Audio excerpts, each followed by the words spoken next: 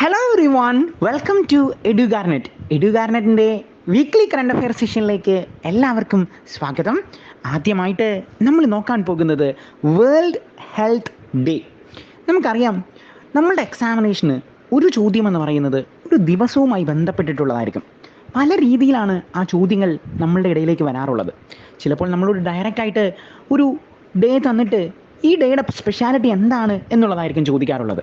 ഇപ്പം നമ്മൾ ഡിസ്കസ് ചെയ്യാൻ പോകുന്ന വേൾഡ് ഹെൽത്ത് ഡേ ഏപ്രിൽ 7-ാം തീയതി. ചില എക്സാമുകളിൽ ഡയറക്റ്റായി കയറി വരുന്നത് വേൾഡ് ഹെൽത്ത് ഡേ എന്നാണ് എന്ന് ചോദിക്കും.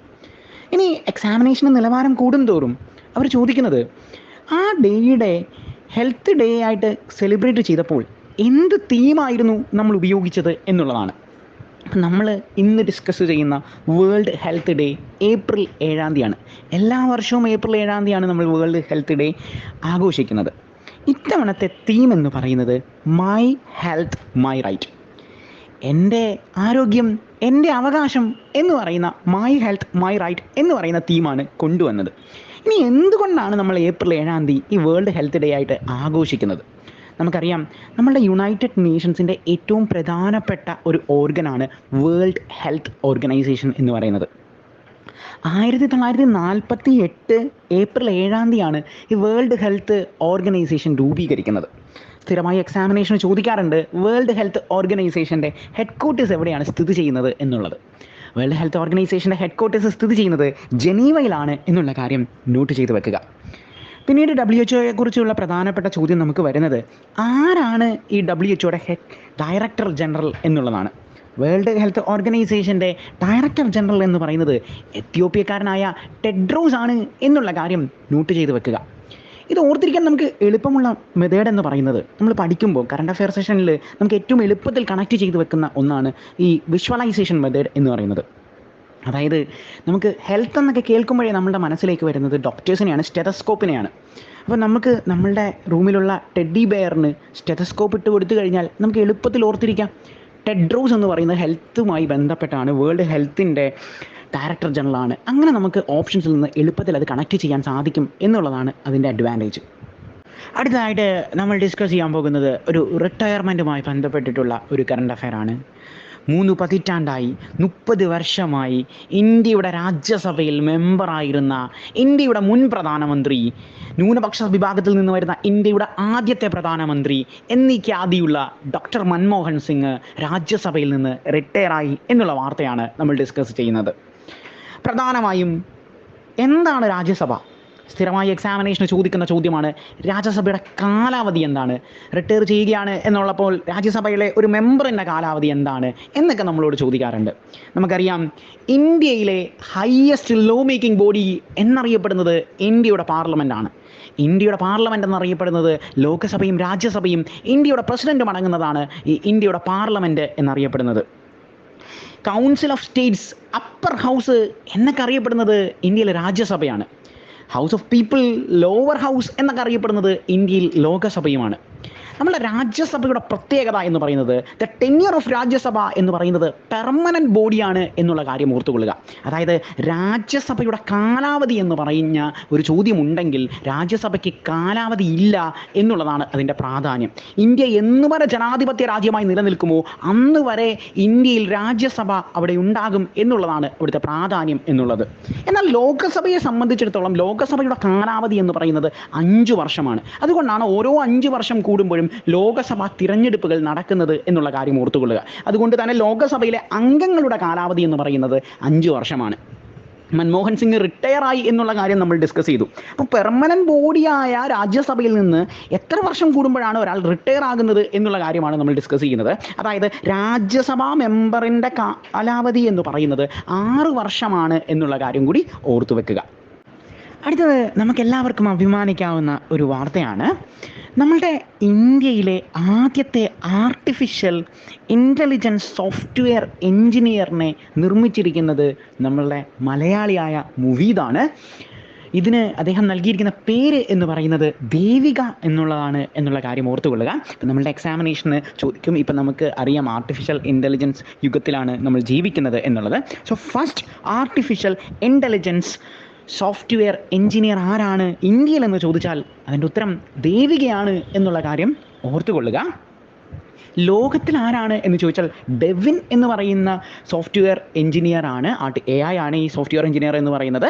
സോ ലോകത്തിലെ ആദ്യത്തെ AI സോഫ്റ്റ്വെയർ എഞ്ചിനീയർ എന്ന് പറയുന്നത് ഡെവിൻ ആണ് എന്നുള്ള കാര്യം ഓർക്കുക. ഈ ഡെവിൻ എന്ന് പറയുന്ന പേരിൽ നിന്നാണ് ഇൻസ്പയർ ചെയ്തുകൊണ്ടാണ് മലയാളിയായ മുഫീദ് ദേവിക എന്ന ഇന്ത്യൻ AI സോഫ്റ്റ്വെയറിന് ഈ പേര് നൽകിയിരിക്കുന്നത്. നമ്മളുടെ ദേവികയുടെ പ്രത്യേകത എന്ന് പറയുന്നത് സ്വന്തമായിട്ട് കോഡുകൾ നിർമ്മിക്കാനുള്ള കഴിവും നമ്മളുടെ ദേവികയ്ക്ക് ഉണ്ട് എന്നുള്ള കാര്യം ഓർത്തു വെക്കുക. അടുത്തതായിട്ട് നമ്മൾ ഡിസ്കസ് ചെയ്യുന്നത് ഒരു ഓർഗനൈസേഷനുമായി ബന്ധപ്പെട്ടിട്ടുള്ള കറണ്ട് അഫെയർ ആണ്. നമ്മൾക്കറിയാം നമ്മളുടെ ലോകത്തിലെ പ്രധാനപ്പെട്ട ഓർഗനൈസേഷൻ സ്ഥിരമായി എക്സാമിനേഷൻസിന് ചോദിക്കാറുള്ളതാണ്. ഇത്തവണ നമ്മൾ ഡിസ്കസ് ചെയ്യുന്നത് north Atlantic treaty organisation NATO എന്നുള്ളതാണ്. ഇത്തവണ നമ്മളിത് ഡിസ്കസ് ചെയ്യാനുള്ള കാരണം എന്ന് പറയുന്നത് 1949 ഏപ്രിൽ 4 12 അംഗരാജ്യങ്ങളുമായി ഈ നേറ്റോ നിലവിൽ വരുന്നത്. അതായത് ഈ 2024 ഏപ്രിൽ 4 ആയപ്പോൾ നേറ്റോയുടെ 75ാമത്തെ പിറന്നാളാണ് അവർ ആഘോഷിച്ചത്. എന്നാൽ നിലവിലെ സാഹചര്യത്തിൽ നേറ്റോയിൽ 32 അംഗരാജ്യങ്ങളാണ് ഉള്ളത്. സ്ഥിരമായി എക്സാമിനേഷന് ചോദിക്കുന്നത് എത്ര അംഗരാജ്യങ്ങളാണ് ഇവർക്കുള്ളത്, നേറ്റോയുടെ ഫുൾ ഫോം എന്താണ് എന്നുള്ള കാര്യങ്ങളൊക്കെയാണ് ചോദിക്കുന്നത്. ഇനി 32ാമതും അവസാനവുമായി ഏത് അംഗരാജ്യമാണ് നേറ്റോയുടെ കൂടെ ചേർന്നത് എന്നും ചോദിക്കാറുണ്ട്. അപ്പോൾ അവസാനമായി അല്ലെങ്കിൽ 32ാമത്തെ അംഗരാജ്യമായി നോർത്ത് അറ്റ്ലാന്റിക് ട്രീറ്റി ഓർഗനൈസേഷൻ നേറ്റോയിൽ ചേർന്ന രാജ്യം എന്ന് പറയുന്നത് സ്വീഡനാണ് എന്നുള്ള കാര്യം നോട്ട് ചെയ്ത് വെക്കുക. നമുക്കറിയാം സ്വീഡൻ്റെ ക്യാപിറ്റൽ എന്ന് പറയുന്നത് സ്റ്റോക്ക്ഹോമാണ്. സ്വീഡൻ്റെ കറൻസി എന്ന് പറയുന്നത് സ്വീഡിഷ് കോർണയാണ് എന്നുള്ള കാര്യവും കൂടി ഓർത്തു വെക്കുക. 32ാമത്തെ അംഗരാജ്യം പഠിക്കുമ്പോൾ സ്വാഭാവികമായും എക്സാമിനേഷന് ചോദിക്കാൻ സാധ്യതയുള്ള മറ്റൊരു ചോദ്യമാണ് 31ാമത്തെ അംഗരാജ്യം എന്ന് പറയുന്നത്. 31ാമത്തെ അംഗരാജ്യമായി ചേർന്നത് ഫിൻലാൻഡ് ആണ് എന്നുള്ള കാര്യം കൂടി നോട്ട് ചെയ്ത് വെക്കുക. ഫിൻലാൻഡിൻ്റെ ക്യാപിറ്റൽ എന്ന് പറയുന്നത് ഹെലൻസ്കി ആണ്. ഫിൻലാൻഡിൻ്റെ കറൻസി എന്ന് പറയുന്നത് യൂറോ ആണ് എന്നുള്ള കാര്യം കൂടി ഓർത്തു വെക്കുക. അടുത്തതായിട്ട് നമ്മൾ ഡിസ്കസ് ചെയ്യാൻ പോകുന്നത് ഒരു ഗോതമ്പിനവുമായി ബന്ധപ്പെട്ടിട്ടുള്ള കാര്യമാണ്. ഈ ഗോതമ്പിൻ്റെ പേര് എന്ന് പറയുന്നത് കത്യാഗഹു എന്നുള്ളതാണ്. നിങ്ങളിപ്പോൾ ചിന്തിക്കുന്നുണ്ടായിരിക്കും എന്തുകൊണ്ടായിരിക്കും ഒരു ഗോതമ്പ് ഇനത്തിൻ്റെ പേര് നമ്മൾ പഠിക്കുന്നത് എന്നുള്ളത്. ഈ ഗോതമ്പ് ഇനത്തിന് നമ്മളുടെ ജിയോഗ്രഫിക്കൽ ഇൻഡിക്കേഷൻ ടാഗ് കിട്ടി എന്നുള്ളത് കൊണ്ടാണ് ഇതിന് പ്രാധാന്യം വന്നത്.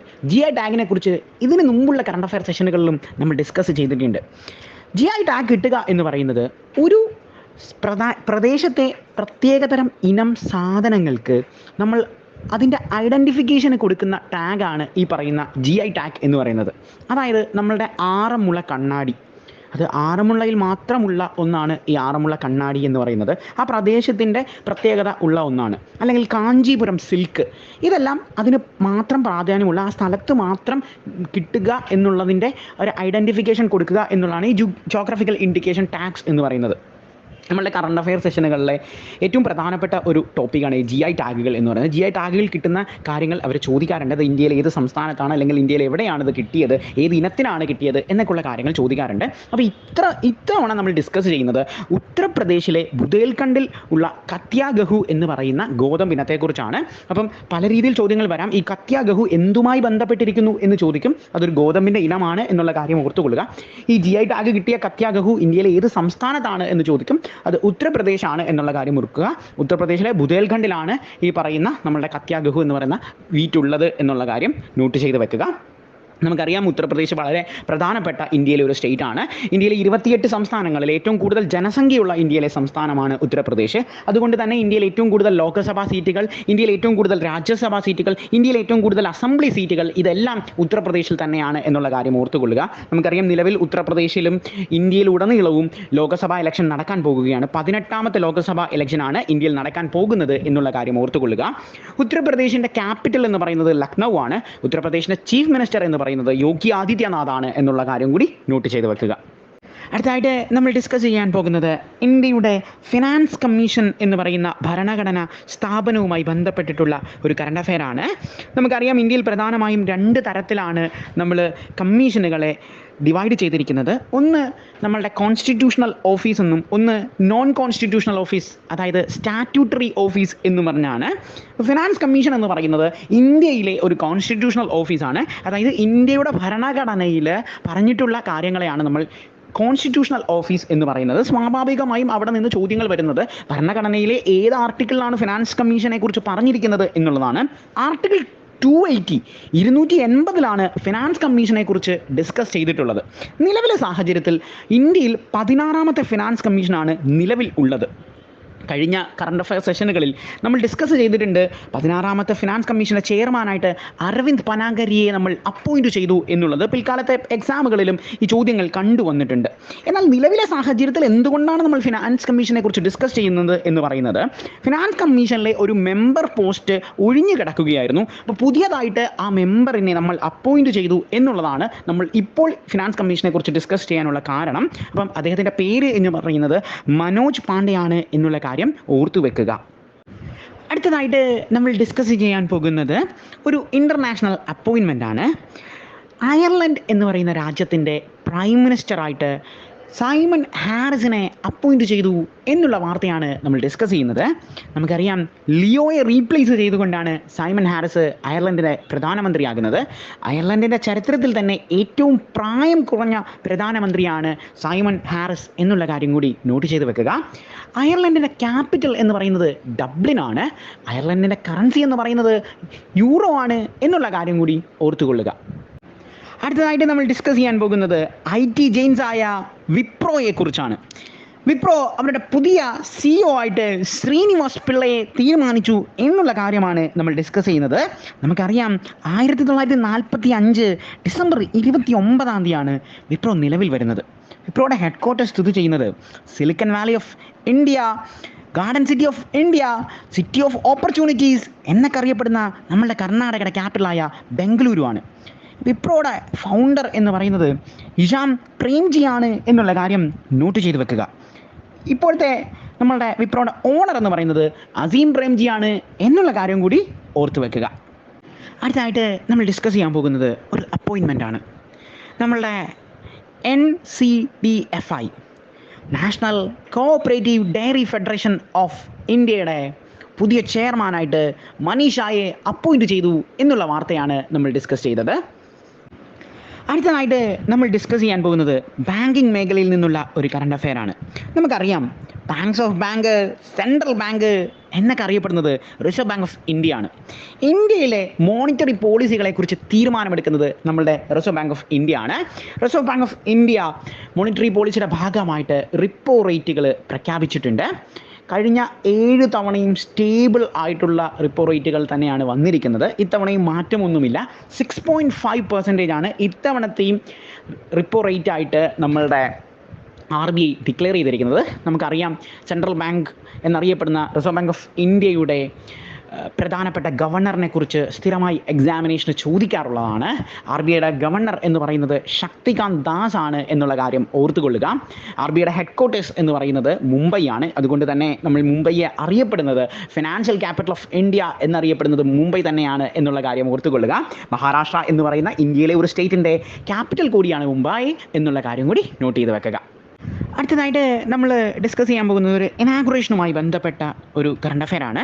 നമുക്കറിയാം, വേൾഡ് ഹോമിയോപ്പത്തിക് ഡേ ആയിട്ട് നമ്മൾ ആഘോഷിക്കുന്നത് ഏപ്രിൽ 10 അപ്പോൾ ഇത്തവണത്തെ ഏപ്രിൽ 10 വേൾഡ് ഹോമിയോപ്പത്തിക് ഡേയിൽ നമ്മളുടെ ന്യൂഡൽഹിയിൽ വെച്ച് ഒരു സിംബയോസിസം നമ്മൾ ഇനാഗുറേറ്റ് ചെയ്തു. ഈ സിംബയോസിസം ഇനാഗുറേറ്റ് ചെയ്തത് ഇന്ത്യയുടെ supreme chief commander of Indian army, Indian air force, Indian navy എന്നറിയപ്പെടുന്ന, അതായത് സർവ്വസൈന്യാധിപൻ എന്നറിയപ്പെടുന്ന ഇന്ത്യയുടെ പ്രസിഡൻ്റാണ് ഇത് ഇനാഗുറേറ്റ് ചെയ്തത് എന്നുള്ള കാര്യം ഓർത്തുകൊള്ളുക.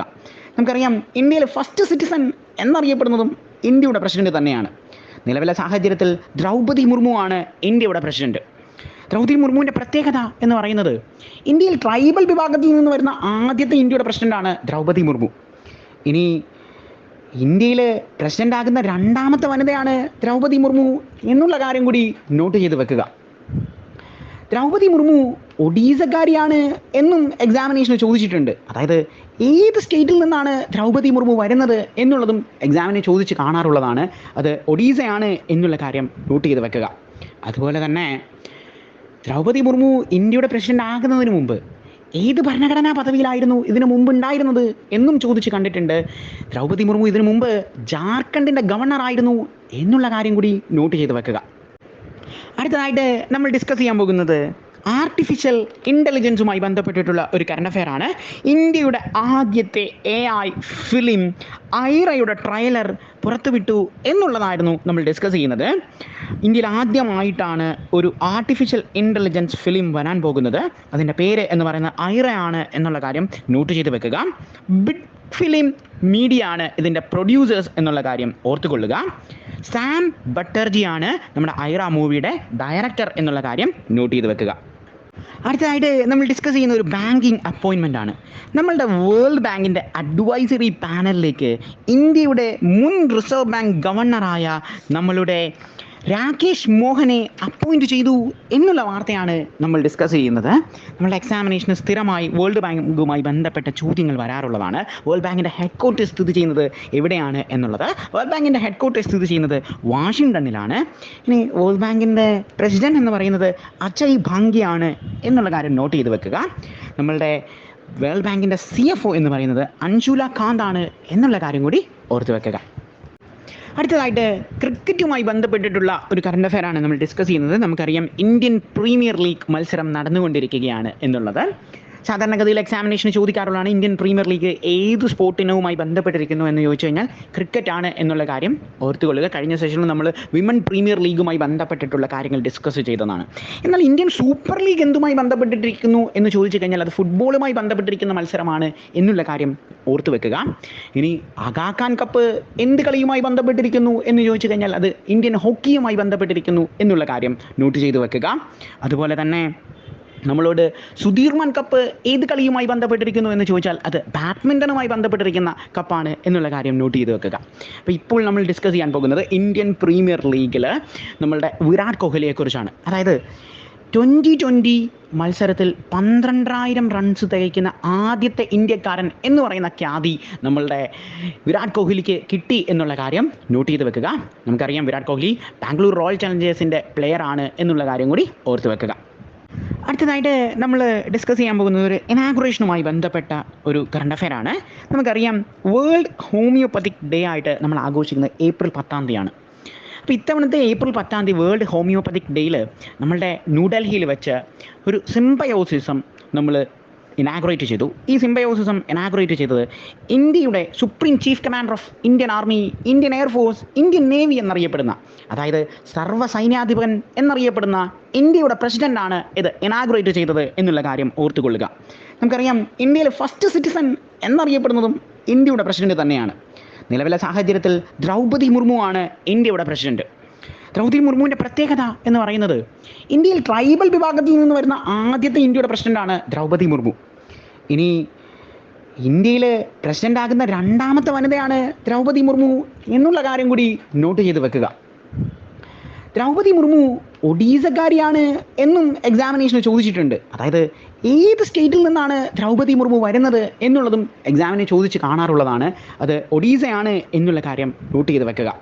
അതുപോലെ തന്നെ ദ്രൗപദി മുർമു ഇന്ത്യയുടെ പ്രസിഡന്റ് ആകുന്നതിന് മുമ്പ് ഏത് ഭരണഘടനാ പദവിയിലായിരുന്നു ഇതിനു മുമ്പ് ഉണ്ടായിരുന്നത് എന്നും ചോദിച്ച് കണ്ടിട്ടുണ്ട്. ദ്രൗപദി മുർമു ഇതിനു മുമ്പ് ജാർഖണ്ഡിൻ്റെ ഗവർണറായിരുന്നു എന്നുള്ള കാര്യം കൂടി നോട്ട് ചെയ്ത് വെക്കുക. അടുത്തതായിട്ട് നമ്മൾ ഡിസ്കസ് ചെയ്യാൻ പോകുന്നത് സ്പോർട്സുമായി ബന്ധപ്പെട്ടിട്ടുള്ള ഒരു കറണ്ട് അഫെയർ ആണ്. നമുക്കറിയാം സ്പോർട്സിൽ നിന്ന് സ്ഥിരമായി എക്സാമിനേഷന് ചോദ്യങ്ങൾ ചോദിക്കാറുള്ളതാണ് എന്നുള്ളത്. ഇത്തവണ നമ്മൾ ഡിസ്കസ് ചെയ്യുന്നത് ഫോർമുല 1 റേസുമായി ബന്ധപ്പെട്ട് അതിലെ ജപ്പാൻ ഗ്രാൻഡ് പ്രിക്സുമായി ബന്ധപ്പെട്ട് ആരാണ് ഫസ്റ്റ് പൊസിഷനിൽ എത്തിയത് എന്നുള്ളതാണ്. 3 തവണ വേൾഡ് ചാമ്പ്യനായ മാക്സ് വെസ്റ്റപ്പനാണ് ഇത്തവണ നമ്മളുടെ ജപ്പാനിൽ വെച്ച് നടന്ന ജപ്പാൻ ഗ്രാൻഡ് പ്രിക്സിൽ ഫസ്റ്റ് പൊസിഷനിൽ എത്തിയിരിക്കുന്നത്. അദ്ദേഹം റെഡ് ബുള്ളിൻ്റെ താരമാണ് എന്നുള്ള കാര്യം ഓർത്തുകൊള്ളുക. സെക്കൻഡ് പൊസിഷനിലെത്തിയതും റെഡ് ബുള്ളിൻ്റെ താരമായ സെറിഗോ പ്രസ് ആണ് എന്നുള്ള കാര്യം കൂടി നോട്ട് ചെയ്ത് വെക്കുക. അടുത്തതായിട്ട് നമ്മൾ നോക്കാൻ പോകുന്നത് ഒരു പ്രസിഡൻഷ്യൽ ഇലക്ഷനുമായി ബന്ധപ്പെട്ടിട്ടുള്ള കറണ്ട് അഫെയർ ആണ്. നമുക്കറിയാം നമ്മളുടെ സ്ലോവാക്യയിൽ പ്രസിഡൻഷ്യൽ ഇലക്ഷൻ നടക്കുകയായിരുന്നു എന്നുള്ളത്. അവിടുത്തെ പുതിയ പ്രസിഡൻ്റായിട്ട് പീറ്റർ പെൽഗ്രിനിനെ എലക്ട് ചെയ്തു എന്നുള്ള വാർത്തയാണ് നമ്മൾ നോക്കുന്നത്. നമുക്കറിയാം സ്ലോവാക്യയുടെ ക്യാപിറ്റൽ എന്ന് പറയുന്നത് ബ്രാറ്റിസ്ലാവയാണ്. സ്ലോവാക്യയുടെ കറൻസി എന്ന് പറയുന്നത് യൂറോ ആണ് എന്നുള്ള കാര്യം കൂടി നോട്ട് ചെയ്ത് വെക്കുക. അടുത്തതായിട്ട് നമ്മൾ ഡിസ്കസ് ചെയ്യാൻ പോകുന്നത് ഈ ഏപ്രിൽ 1 നമ്മളൊരു ബർത്ത്ഡേ ആഘോഷിച്ചു. ബാങ്കിങ് കറണ്ട് അഫെയർ സെഷനിൽ, ബാങ്കിങ് അവയർനെസ്സിൽ ഏറ്റവും പ്രധാനപ്പെട്ട ഒന്നാണ് റിസർവ് ബാങ്ക് ഓഫ് ഇന്ത്യ എന്നുള്ള കാര്യം നമുക്കറിയാം. നമ്മുടെ റിസർവ് ബാങ്ക് ഓഫ് ഇന്ത്യ ആണ് ഈ ഏപ്രിൽ 1 പിറന്നാൾ ആഘോഷിച്ചത്. 1935 റിസർവ് ബാങ്ക് ഓഫ് ഇന്ത്യ നിലവിൽ വരുന്നത്. അതായത് ഇന്ത്യക്ക് സ്വാതന്ത്ര്യം കിട്ടുന്നതിന് മുൻപ് തന്നെ റിസർവ് ബാങ്ക് ഓഫ് ഇന്ത്യ നിലവിൽ വന്നിരുന്നു. 1934 reserve bank of India act പ്രകാരമാണ് 1935 കൊൽക്കത്ത ഹെഡ്ക്വാർട്ടേഴ്സായിട്ട് റിസർവ് ബാങ്ക് ഓഫ് ഇന്ത്യ വരുന്നത്. സിറ്റി ഓഫ് ജോയി, ബംഗാളിൻ്റെ ക്യാപിറ്റൽ എന്നീ പറയപ്പെടുന്ന സ്ഥലം ബ്രിട്ടീഷുകാർക്ക് വളരെ പ്രാധാന്യമുള്ളത് കൊണ്ടാണ് റിസർവ് ബാങ്ക് ഓഫ് ഇന്ത്യയുടെ ഹെഡ്ക്വാർട്ടേഴ്സായിട്ട് അന്ന് നമ്മൾ കൊൽക്കത്ത തീരുമാനിച്ചിരുന്നത്. എന്നാൽ പിൽക്കാലത്ത് 1937 റിസർവ് ബാങ്ക് ഓഫ് ഇന്ത്യയുടെ ഹെഡ്ക്വാർട്ടേഴ്സ് നമ്മൾ നിലവിലെ ഹെഡ്ക്വാർട്ടേഴ്സായ മുംബൈയിലേക്ക് മാറ്റി എന്നുള്ള കാര്യം ഓർത്തുകൊള്ളുക. ഇത്തവണ റിസർവ് ബാങ്ക് ഓഫ് ഇന്ത്യയുടെ ബർത്ത്ഡേ ആഘോഷിച്ചുകൊണ്ട് RBIനെ അഭിസംബോധന ചെയ്തത് ഇന്ത്യയുടെ പ്രധാനമന്ത്രിയായ നരേന്ദ്രമോദിയാണ് എന്നുള്ള കാര്യം കൂടി നോട്ട് ചെയ്ത് വെക്കുക. നമുക്കറിയാം, നിലവിലെ സാഹചര്യത്തിൽ റിസർവ് ബാങ്ക് ഓഫ് ഇന്ത്യയുടെ ഗവർണർ എന്ന് പറയുന്നത് ശക്തികാന്ത് ദാസ് ആണ്. ബാങ്കിങ് അവയർനെസ്സിൽ പ്രധാനമായും നമ്മൾ ശ്രദ്ധിക്കേണ്ട കാര്യങ്ങൾ RBIയുടെ ആദ്യത്തെ ഗവർണർ ആരാണ്, അല്ലെങ്കിൽ RBIയുടെ ആദ്യത്തെ ഗവർണറായ ഇന്ത്യക്കാരൻ ആരാണ് എന്നൊക്കെ സ്ഥിരമായി എക്സാമിനേഷന് ചോദിച്ച് കാണാറുള്ളതാണ്. റിസർവ് ബാങ്ക് ഓഫ് ഇന്ത്യയുടെ ആദ്യത്തെ ഗവർണറായി നമ്മൾ തിരഞ്ഞെടുത്തത് ഓസ്ബോൺ സ്മിത്തിനെയാണ് എന്നുള്ള കാര്യം നോട്ട് ചെയ്ത് വെക്കുക. രണ്ടാമത്തെ RBIയുടെ ഗവർണർ എന്ന് പറയുന്നത് ജെയിംസ് ടൈലർ ആണ് എന്നുള്ള കാര്യം കൂടി ഓർത്തു വെക്കുക. ഇനി ഇവരെല്ലാം നോൺ ഇന്ത്യൻസ് ആയിരുന്നു. ഇന്ത്യക്കാരനായ ആദ്യത്തെ reserve bank of Indian governor ആരാണ് എന്ന് ചോദിച്ചാൽ അത് CD ദേശ്മുഖ് ആണ് എന്നുള്ള കാര്യം കൂടി ഓർത്തു വെക്കുക. അടുത്തതായിട്ട് നമ്മൾ ഡിസ്കസ് ചെയ്യാൻ പോകുന്നത് സ്പോർട്സുമായി ബന്ധപ്പെട്ടിട്ടുള്ള ഒരു കറണ്ട് അഫെയർ ആണ്. Kho kho national championship. ഇത്തവണത്തെ നാഷണൽ കോക്കോ ചാമ്പ്യൻഷിപ്പ് ആർക്കാണ് കിട്ടിയത് എന്നുള്ളതാണ്. പുരുഷ വിഭാഗത്തിൽ മത്സരം ഉണ്ടായിരുന്നു, സ്ത്രീ വിഭാഗത്തിലും മത്സരം ഉണ്ടായിരുന്നു. മെൻസ് ടൈറ്റിലും വിമൻസ് ടൈറ്റിലും ഇത്തവണ കിട്ടിയിരിക്കുന്നത് മഹാരാഷ്ട്രയ്ക്ക് തന്നെയാണ് എന്നുള്ള കാര്യം ഓർത്തുകൊള്ളുക. മെൻസ് ടൈറ്റിലിൽ മഹാരാഷ്ട്ര പരാജയപ്പെടുത്തിയിരിക്കുന്നത് ഇന്ത്യൻ റെയിൽവേയും, വിമൻസ് ടൈറ്റിലിൽ മഹാരാഷ്ട്ര പരാജയപ്പെടുത്തിയിരിക്കുന്നത് എയർപോർട്ട് അതോറിറ്റി ഓഫ് ഇന്ത്യയുമാണ് എന്നുള്ള കാര്യം ഓർത്തുകൊള്ളുക. എക്സാമിനേഷന് സ്പോർട്സിൽ നിന്ന് ചോദിക്കുന്ന ചോദ്യത്തിൻ്റെ ഒരു പ്രത്യേകത എന്ന് പറയുന്നത് ഒരു മത്സരത്തിൻ്റെ പേര് നൽകിയതിന് ശേഷം ഇത് എത്ര പേരാണ് ഈ മത്സരത്തിൽ പങ്കെടുക്കുന്നത് എന്ന് നമ്മളോട് ചോദിക്കാറുണ്ട്. അതായത് ക്രിക്കറ്റ്, ഫുട്ബോൾ ഒക്കെ നമുക്ക് സിമിലറായിട്ട് അറിയാവുന്ന ഒന്നാണ്. ക്രിക്കറ്റ്, ഫുട്ബോൾ, ഹോക്കി എല്ലാം 11 പേരാണ് ഒരു ടീമിൽ മത്സരിക്കുന്നത്. എന്നാൽ കോക്കോ പോലുള്ള മത്സരങ്ങൾ നമ്മളോട് ചോദിക്കുകയും അത് നമുക്ക് ബുദ്ധിമുട്ട് വരികയും ചെയ്യുന്ന ഒരു സ്ട്രാറ്റജിയാണ് അവിടെ സാധാരണഗതിയിൽ അവർ ചെയ്യാറുള്ളത്. സോ കോക്കോ മത്സരം ഓർക്കുക, 9 അംഗങ്ങളാണ് ഒരു ടീമിന് വേണ്ടി മത്സരിക്കുന്നത് എന്നുള്ള കാര്യം ഓർത്തുകൊള്ളുക. അത് ഓർത്തിരിക്കാൻ എളുപ്പമാണ്. കോക്കോയുടെ സ്പെല്ലിംഗ് എന്ന് പറഞ്ഞാൽ KHO ആണ്. അപ്പോൾ 3 × 3 9 ആണ് എന്നുള്ള കാര്യം എളുപ്പത്തിൽ നമുക്ക് ഓർത്തിരിക്കാം. അവസാനമായിട്ട് നമ്മൾ ഡിസ്കസ് ചെയ്യുന്നത് ബുക്സ് ആൻഡ് ഓതേഴ്സ് എന്ന് പറയുന്ന വിഭാഗത്തിൽ നിന്നുള്ള ഒരു ചോദ്യമാണ്. നമ്മൾ എക്സാമിനേഷൻസിന് നമ്മൾ ഡിസ്കസ് ചെയ്യുമ്പം പ്രധാനമായിട്ടും നോക്കേണ്ട കാര്യങ്ങളാണ്. ബുക്സ് ആൻഡ് ഓതേഴ്സിൽ നിന്നൊരു ചോദ്യം കാണും. ഇത്തവണ നമ്മൾ ഡിസ്കസ് ചെയ്യുന്ന റിനൗണ്ട് ഓതറായ സാം പെട്രോയുടെ പുതിയ ബുക്കാണ്. അദ്ദേഹത്തിൻ്റെ ബുക്കിൻ്റെ പേര് എന്ന് പറയുന്നത് ഐഡിയ ഓഫ് ഡെമോക്രസി ആണ് എന്നുള്ള കാര്യം ഓർത്തു വെക്കുക. ഇതോടുകൂടി എഡ്യൂകാരനറിൻ്റെ കറണ്ട് അഫെയർ സെഷൻ അവസാനിക്കുന്നു. Thank you, by.